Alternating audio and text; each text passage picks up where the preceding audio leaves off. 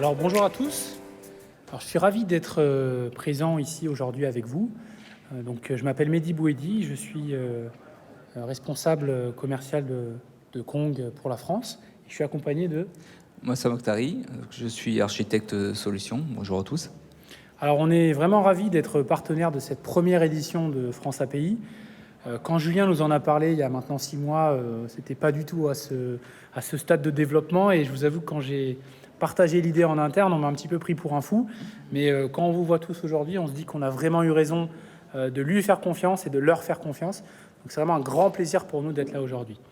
Alors pour la petite histoire, on avait prévu un retour d'expérience avec CMA-CGM, donc Romain Guénoulaz, un de nos clients, qui s'occupe de l'API Factory de CMA-CGM. Malheureusement, Romain nous a annoncé vendredi dernier qu'il avait le Covid et qu'il ne pourrait pas être présent. Donc on avait une autre solution de repli qui n'a pas fonctionné non plus. Donc on a pas mal travaillé la nuit dernière avec Moz pour vous concocter un petit agenda. Et du coup, on va vous parler des enjeux modernes, de la connectivité au sein des entreprises, et en particulier des enjeux lorsqu'on a des architectures qui sont complexes, qui sont hybrides, des environnements hétérogènes avec des microservices, des solutions un petit peu plus anciennes. Voilà.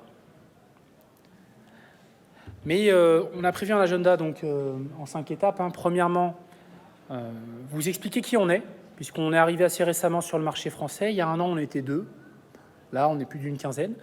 Ensuite, vous expliquer pourquoi on a besoin d'une API Gateway et pourquoi on a besoin d'un service mesh, avant de vous parler d'architecture et de vous faire une petite démo. Donc, qui est Kong ? Kong, c'est une entreprise qui a été créée par 2 jeunes Italiens qui ont émigré dans la Silicon Valley en 2010 pour créer la première marketplace d'API, qui s'appelait MashApe. Ape, le primate, d'où Kong. En 2015, ils ont décidé d'open sourcer le composant cœur de leur marketplace d'API, donc l'API Gateway. Suite à cela, ils ont connu un succès, je dirais, phénoménal pour plusieurs raisons. Donc fin 2015, et Kong est progressivement devenu l'API Gateway open source la plus utilisée, la plus téléchargée au monde, celle qui a le plus d'étoiles GitHub, etc. Et fin 2017, ils ont été contactés par les équipes d'Obamacare pour amener du support à ce projet. Ça a été le premier client de Kong, ils ne s'y attendaient pas trop, un petit peu quand même. Et depuis fin 2017 jusqu'à aujourd'hui, on a plus de 500 nouveaux clients, vous voyez les logos à l'écran. Donc on a rencontré un très fort succès. On est également leader, donc les plus innovants dans le Gartner. Donc on est vraiment très, très heureux de ce succès. Et aujourd'hui, Kong, c'est 8,5 trillions en moyenne d'appels API par mois. Bon, vous allez me dire, qu'est-ce que c'est que 8,5 trillions ? Ça ne parle pas. Eh bien, à titre de comparaison, Netflix, qui est un des leaders aujourd'hui de l'adoption des API et des microservices, c'est 0,5 trillions, 500 milliards. Donc ça vous donne une idée de l'échelle finalement que supporte Kong aujourd'hui. Et ça, c'est des données qui nous proviennent de la télémétrie que nos utilisateurs et nos clients décident d'activer. En fait, ils ne sont pas obligés de l'activer, donc c'est une estimation basse. Alors, pour vous expliquer un petit peu ces enjeux actuels d'architecture, il est important de vous reparler de l'historique des API. Alors, historiquement, dans nos systèmes d'information, on avait des applications qui étaient plutôt monolithiques, en 3 tiers. Ça, c'est les applications qu'on a conçues jusqu'à 2010. Et nos clients consommaient nos API via des protocoles qui étaient essentiellement du SOAP et plus récemment du REST et des web services. Et à partir de 2013, alors ça existait avant, on a vu le développement des microservices s'accélérer dans les organisations. Alors pourquoi ? Il y a eu des technologies qui ont favorisé cela, notamment la technologie de container Docker, qui d'ailleurs a été créée par un Français, Solomon Hykes, et plus récemment Kubernetes. Donc c'est des technologies qui ont rendu plus facile l'adoption des microservices. Donc quand on regarde un système d'information, on a un ensemble qui peut parfois être très complexe d'applications monolithiques et de microservices, et également d'applications en SaaS. Et vous le voyez à l'écran, les échanges sont représentés en gris pour les échanges externes vers nos applicatifs. C'est ce qu'on appelle la connectivité nord-sud ou Edge. Et on a des échanges internes entre nos différents microservices et applications internes qu'on appelle la connectivité est-ouest. Cette connectivité, elle est un petit peu différente, elle est plus bas niveau dans les microservices. Et pour gérer ce trafic, on a principalement deux choix.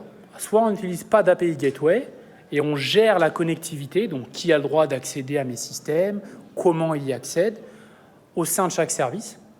Soit on utilise pour cela une API Gateway. Alors on est ici à France API, vous êtes probablement tous sachants sur ce qu'est une API Gateway, mais ça nous permet de contrôler le trafic entrant en appliquant un certain nombre de politiques d'authentification, d'autorisation, de sécurisation, de limitation du trafic, protection contre les attaques, que l'on a autrement à redévelopper soi-même, et ça nous amène une réutilisabilité, donc ça nous fait gagner en temps de mise sur le marché de nos différents applicatifs, notamment.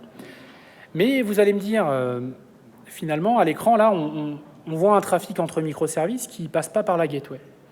Alors pourquoi ? Tout simplement parce que la gateway, par définition, et vous allez le voir, elle est située à un point central du réseau, et elle couvre l'ensemble des applications que l'on a dans notre système d'information, qui peuvent être des applications monolithiques, des applications en microservices, donc c'est très hétérogène. Et cette gateway, elle est localisée dans le réseau, potentiellement à de multiples endroits. Mais dans une maille de microservices, comme vous le voyez à droite, ces microservices, si on souhaite passer par la gateway, ils doivent sortir de là où ils sont, traverser la gateway, arriver à un autre microservice et revenir. C'est ce qu'on appelle un aller-retour, et ça génère de la latence réseau. Donc on perd du temps, en fait, à chaque aller-retour. Et dans le contexte d'une application e-commerce, par exemple, un site e-commerce sur lequel je construis mon panier pour me faire livrer mes courses chaque semaine, ce n'est pas un aller-retour, mais c'est potentiellement une vingtaine, une trentaine d'allers-retours, puisqu'on a des dizaines de microservices qui composent notre application e-commerce. Donc la latence est considérable. Du coup, bien souvent, dans ces cas d'usage, on ne passe pas par l'API Gateway, on n'utilise pas d'API Gateway, donc on ne sécurise pas le réseau, et on a des problématiques qui sont les suivantes. Notre réseau, par définition, il n'est pas sécurisé, les microservices peuvent s'appeler entre eux. Notre réseau, sa communication peut être en échec, et notre réseau, on ne sait pas ce qui s'y passe, on ne sait pas l'observer. Donc ça, c'est les trois principales problématiques que l'on a lorsqu'on fait des microservices. Alors, on a une solution qui existe à cette problématique-là, qu'on ne peut pas forcément utiliser une gateway lorsqu'on a des architectures complexes, qui s'appelle le service mesh. Le service mesh va nous résoudre les trois problématiques que je viens de vous évoquer en amenant de la sécurité, de la haute disponibilité et de l'observabilité. Alors, on verra dans la démonstration suivante comment on le fait, mais on passe d'un réseau qui n'est pas sécurisé, pas disponible et pas observable à un réseau qui détermine précisément quel microservice a le droit de communiquer avec quel autre microservice, qui fait en sorte que si des échanges entre microservices tombent, ils sont retentés. Donc ça nous amène de la résilience. Et on a une visibilité globale, nativement, dès qu'on met en place un service mesh, de tout ce qui se passe sur notre réseau. Donc voilà les principaux bénéfices que l'on en extrait. Si l'on doit résumer du coup les différents types de connectivité que l'on peut gérer avec une gateway et un mesh, on en a trois. On a la connectivité à l'extérieur de notre système d'information avec nos clients et nos partenaires externes, la connectivité nord-sud. On a la connectivité interapplicative entre différentes applications de notre système d'information, peu importe leur type, peu importe dans quel cloud elles se situent, si elles sont on-premise, si elles sont hybrides. Et on a la connectivité intra-applicative entre des microservices d'une même application. Alors, si on fait une analogie avec un immeuble de bureau à La Défense, vous arrivez à La Défense, vous avez un desk à l'entrée, vous présentez votre carte d'identité, vous vous authentifiez et vous rentrez dans l'immeuble. Ensuite, prenez l'ascenseur, vous allez à l'étage, vous avez un autre contrôle de sécurité qui vous donne accès à une entreprise spécifique. Vous êtes dans le système d'information. Mais ensuite, vous n'avez pas accès à toutes les pièces. Vous n'avez pas accès au bureau du PDG, à moins d'y être autorisé. Votre badge ne l'ouvre pas. Donc voilà, vous avez ces trois types de connectivité qui sont bien distincts dans le système d'information et qui sont gérés conjointement par le mesh et la gateway. Alors voilà pour l'analogie. Je passe maintenant la parole à Moss pour la suite de la présentation. Merci Mehdi. Alors, en termes d'architecture, à quoi ressemblent les différents types de déploiement.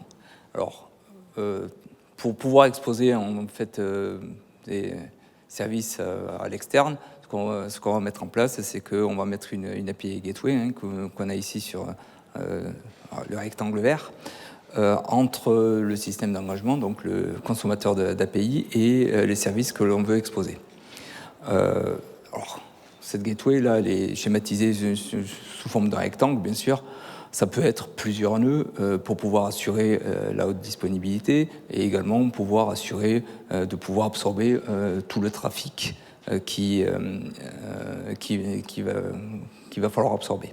Alors, justement, dans le cadre d'une API Gateway, on va dire, moderne, ces nœuds sont stateless, ce qui va permettre de pouvoir augmenter, donc faire du scaling, du scale-out, de façon complètement automatique pour pouvoir s'adapter au volume et au throughput que l'on doit absorber.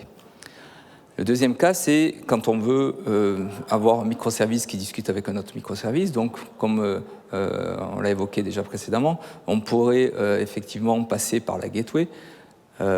Ça entraîne notamment une latence induite, donc ce n'est pas nécessairement la meilleure chose à faire. L'autre possibilité, c'est de faire en sorte que justement les microservices discutent entre eux, mais quand on fait ça, en fait, on perd, on n'a pas toutes les informations que l'on peut avoir grâce à une solution d'API management, notamment celle de sécurité, celle d'observabilité, et entre autres aussi de découverte automatique. Donc, comme on le disait, une des solutions qui est proposée, c'est de pouvoir passer par un mesh. Et alors, à quoi ça correspond? Donc ici, vous pouvez voir que nous avons en fait en rose, c'est des data plane proxy.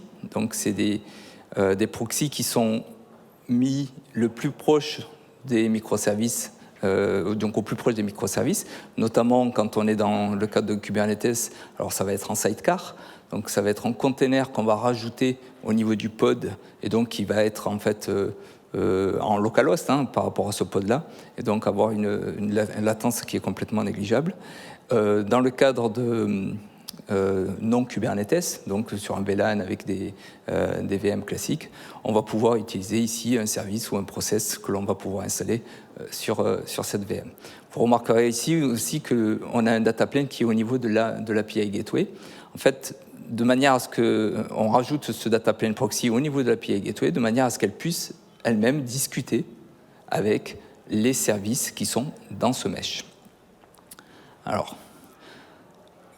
bon, c'est bien beau, donc on a ces différents data planes, mais comment on fait en sorte qu'ils fassent ce que l'on veut?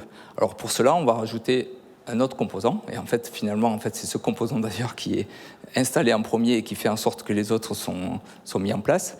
Et ce composant, c'est le control plane. Et ce control plane va être responsable de toute l'administration de ce mesh, avec notamment la mise à jour des configurations. Et c'est lui qui va être responsable du fait d'envoyer et d'échanger avec les data planes pour mettre à jour leur configuration, de récupérer les informations de télémétrie et également du fait qu'ils existent, donc de la partie découverte automatique. Tout le trafic entre le control plane et les data planes, c'est les lignes rouges que vous voyez ici. Et vous voyez que les requêtes, en fait, les trafics entre les microservices, eux, ou avec la gateway, passent tous par le data plane proxy. En fait, c'est le passage obligé. Si je me réfère à l'analogie que faisait tout à l'heure Mehdi avec son bâtiment, là, on peut considérer qu'un microservice, c'est une maison. Et dès qu'on met en place un mesh, ce qu'on fait, c'est qu'on met des barreaux à toutes les fenêtres et un vigile à l'entrée. Donc tout ce qui passe devant ce vigile et est vérifié, authentifié et accepté ou pas. Alors là, on est dans le cadre d'un mesh dans une seule zone, donc une zone qui est une zone réseau, donc ça peut être un cluster Kubernetes, ça peut être un VLAN, une région. Il est possible qu'on ait besoin de pouvoir faire ce qu'on appelle un service mesh multizone. Pour cela, voilà. Pour cela, ce qu'on va faire, en fait, on crée une deuxième zone de la même manière, qui aura son control plane. Alors maintenant, ces control planes sont appelés des zones control plane, donc chacun a son control plane. Et au-dessus, nous avons un global control plane qui est on va dire, le cerveau central qui, lui, va être là pour orchestrer l'information à travers l'ensemble du mesh sur ces différentes zones. Alors, en termes de cas d'usage, là, vous pouvez voir une zone qui est en on-prem, donc dans un data center qui appartient à l'entreprise, puis une autre zone qui est dans le cloud qui permet d'être potentiellement de la haute dispo ou une extension. Ça, c'est un des cas d'usage. Un autre cas d'usage, et que je vois régulièrement, c'est une des zones, c'est un VLAN avec des VM et des applications, on va dire, plutôt legacy, des monolithes, qu'on est en train de migrer, de transformer en microservices. Et là, on va pouvoir avoir donc deux zones, une avec le VLAN et l'autre avec on va dire, un cluster Kubernetes. On va pouvoir transférer, du moins créer les services petit à petit, les transférer, et pour l'extérieur, en fait, pour le consommateur, ça va être complètement transparent. Les services réagissent comme une seule et même application et communiquent entre eux. Et toute cette communication, notamment entre les deux zones, se fait grâce à un autre composant qui s'appelle le SON Ingress. Alors cet ingress est utilisé justement pour pouvoir recevoir les informations, ou du moins les requêtes provenant de l'autre zone. Vous voyez ici qu'on a mis aussi une zone egress, ce n'est pas obligé, mais ça permet aussi de filtrer ce qui sort d'une zone quand on en a besoin. Alors là, c'est dans un sens. Quand on a besoin de le faire dans l'autre sens, on le met également dans l'autre sens. Et le dernier point, on va pouvoir aussi utiliser le zone egress pour pouvoir connecter un service externe au mesh, à ce mesh, de cette manière-là. Donc voilà, là j'ai fait, je vous ai résumé l'ensemble des composants dont on a besoin pour pouvoir faire une connectivité de bout en bout avec la gateway et les différents composants du service mesh. Nous allons pouvoir passer à une démo. Hop.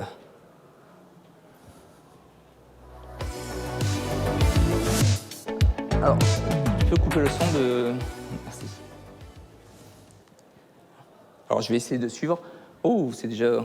Alors, globalement, on a un mesh sur trois zones, deux dans GCP et une dans AWS. Donc là, en fait, c'est vraiment multi-zone et multi-cloud, donc, comme c'est marqué là. Je vais essayer de suivre la démo. Donc, si je ne suis pas totalement synchronisé, veuillez m'excuser. Alors, ici, nous avons donc en fait une application qui est déployée. Donc, c'est juste un front-end qui va chercher les informations d'un compteur sur Redis. Et donc, ça, c'est quand un browser me envoie une requête à travers la gateway. Et on a une gateway sur chacune. Donc, ce qu'on va voir, c'est comment le trafic est réparti sur les différentes, de façon complètement transparente sur les différentes zones. Et après, on verra aussi comment on va pouvoir mettre une affinité géolocalisée de proximité et également comment le service mesh réagit en cas de panne d'un des Redis. Et donc, c'est ce qu'on va voir là. Donc là, cette fois-ci, je suis allé beaucoup plus vite que la démo. Donc normalement, il devrait le barrer. Voilà. Alors, donc, potentiellement, donc, chacune des requêtes qui arrivent, donc on a les trois gateways. Donc voici l'application. Et donc là, c'est juste une application, comme je vous disais, elle récupère le compteur et elle récupère aussi à quel endroit est le Redis. Donc là, quand on rafraîchit, vous voyez, c'est complètement aléatoire, ça passe sur les trois zones. Et pour autant, j'appelle toujours la même gateway qui est sur le East, le GKE Est. Et vous voyez, là, donc ça tourne et c'est réparti parce que finalement, ça rentre à ce niveau-là, mais ça peut appeler n'importe lequel des services Redis sur les trois. Donc ça peut causer aussi un problème de latence, parce que ça n'appelle pas nécessairement celui qui est le plus proche. Donc là, ce qu'on va faire, c'est qu'à travers du Kong Manager, qui permet, le Kong Mesh qui permet de voir les différentes informations, donc les policies qui sont déployées. Là, on voit les différentes zones qui sont utilisées, donc Amazon, GKE Est et Ouest. On voit aussi quelles sont les applications, le compteur, mais également le Redis. On peut voir aussi qu'on a 3 data planes proxy, un dans chacune des régions, qui sont déployés. Donc ce qu'on va faire, c'est qu'on va modifier Ah oui, ici on voit effectivement les informations de la localisation, donc on les voit là. Étant donné que pour l'instant c'est complètement aléatoire, ce qu'on va faire, c'est qu'on va lui rajouter une fonctionnalité qui va lui dire prends en compte d'où vient la requête de manière à pouvoir renvoyer vers le service qui est le plus proche. Vous voyez que le routing là est à 0. Donc ce qu'on va faire, c'est qu'on va modifier l'information qui est là en rajoutant une variable qui s'appelle locality aware load balancing qu'on va mettre à true. Et en faisant ça, donc avant ça, on va juste mettre l'auto-incrémentation du compteur de manière à le voir s'incrémenter. Là, vous voyez, pour l'instant, ça tourne. Et dès qu'on met en place cette requête, donc dès qu'on accepte, dès qu'on patch et qu'on met en place ceci, vous voyez que maintenant, c'est bloqué, ça reste sur GKIS parce que je suis en train d'appeler le IST. Si maintenant, j'appelle l'autre gateway directement et donc la West, vous verrez que directement, lui, ce qu'il va appeler, c'est qu'il va se fixer sur justement le service Redis qui est le plus proche et qui est le GKOS. Donc, ça permet vraiment de pouvoir rajouter cette information. Et là, vous voyez que le Locality Aware Load Balancing est maintenant activé. Le deuxième cas d'usage que je voulais montrer, c'était qu'est-ce qu'il se passe justement quand il y a un des Redis qui ne fonctionne plus. Donc, comment réagit le mesh. Donc, là, de la même manière, on va y aller. Ce qu'on va faire dans la démo, c'est qu'on va simuler une panne. Donc, on va passer le nombre de réplicas de Redis d'une des régions, on va la passer à 0. Et donc, à ce moment-là, il n'y aura plus de Redis dans cette région-là. Donc, c'est ce qu'on fait à ce niveau-là. Et vous allez voir que il va maintenant passer sur les 12 restants, donc il était sur le West. Et dès qu'on le met en place, il n'y a plus de Redis. Donc maintenant, il va passer et jongler entre les deux autres de façon aléatoire. Et donc, vu qu'il n'a plus cette limitation par rapport à la proximité. Donc, comme vous pouvez voir, c'est complètement transparent, c'est automatique. Le mesh gère vers quel service il redirige. Il découvre automatiquement quels sont les services qui sont disponibles et quels sont ceux qui ne le sont pas.